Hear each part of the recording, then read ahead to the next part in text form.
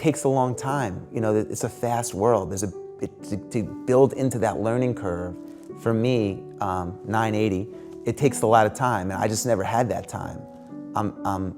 So I've always been like, let me get my foot in the door, and I will figure it out. I will hire people that can help me figure it out. I can go to experts to help me, but they usually won't help me get in the door. So let me take the first step, and then once you have momentum, you can ride the momentum. So that's always been my MO, you know? It's always been in everything. You mentioned living with the SEAL, you know, when Goggins came, all that stuff. It's just been like welcoming the unknown and being open to whatever comes of it and learning from it. If I find someone that's inspiring or an event or something, I try to introduce he, she, or it to my life. And that's part of just my own personal development. You know, I learn better through experience than through books. I like to be challenged, and I love interesting people. I like people that think differently, that act differently. That's what attracts me. That's just what makes me feel like I'm getting the most out of life, you know? And that is, I'm on a constant search for that, because I'm very aware of my own mortality. You know, I'm 50 years old. I'm turning 50, and the average American lives to be 78. And if that were the case and I was average, that means I got 28 years left. And that dictates, well, who do I want to spend that time with and what do I want to do?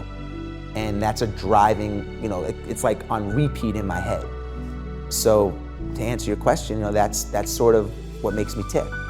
I think people's relationship with time. We talk about relationships with humans. How's your relationship with your kids? How's your relationship with your wife? You know, your dad or your parents. But we never talk about a relationship with money and time. And your relationship with time is such a key component of your life, because when you get caught in a routine, time goes so quickly. When you understand that there are maybe only 28 summers left, and if you want to truly, you know, get as much experientially out of life, it just creates a tremendous amount of urgency. So, and the fear goes away, because you're like, shit, man, nobody on the planet, like everybody, no one's gonna be here in 100 years. Do I care what he thinks that, like, we're not gonna be here in 100 years, so why wouldn't I take the chance? And it's just, I don't know, it's just so, I stopped writing it because I'm so aware of it. There's not a day that goes by when my head hits the pillow where I don't say to myself, like, you know, did I maximize the day, and am I aware of my mortality? And it might sound depressing, but it's not. For me, it's thrilling. And I remember the first day my job the first day was to be a distractor. So they were training one of the dogs, and I had to like run in front of the dog and, you know, try to like get him off of his game to simulate traffic in the city or distractions. And the goal is to have the dog be able to walk unblemished, no matter what you throw at him. And I was going crazy. I was running at him. I was like, you know, doing the fart trick, all that stuff. And the dog didn't waver. It just walked from point A to point B.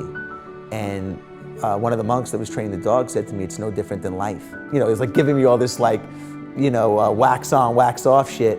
But he was saying, you know, you're gonna get distracted from your goals, and all these things, arrows are gonna come at you all the time.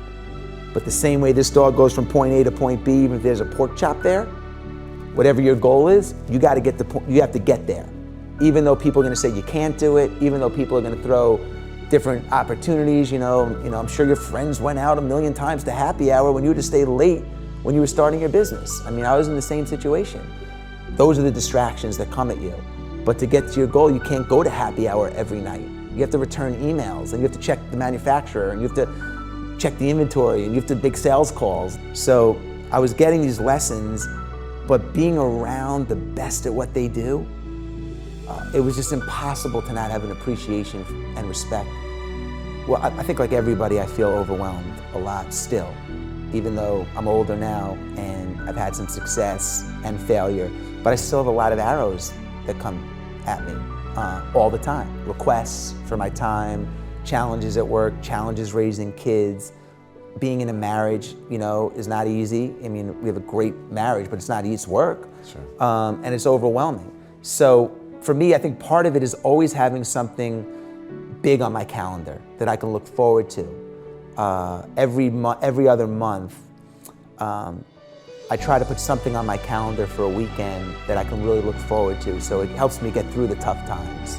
And I like to have at least one really big challenge a year that kind of centers me and keeps me honest. And that's really helpful for me. And then the other thing that I do that really helps is I have a journal, and I just take everything that's on my head and I keep it in a master journal. Doesn't mean I'm gonna get to it, doesn't mean it goes away, but it gets out of my head and it goes somewhere else to free up space in my head. And then I'll just work it off, or I'll prioritize it from the master list. But just the act of taking all the stuff that's in your head, putting it on paper in one place where it lives, is like really freeing and energizing. We hear of these get-rich-quick things and they happen, but they're not the norm.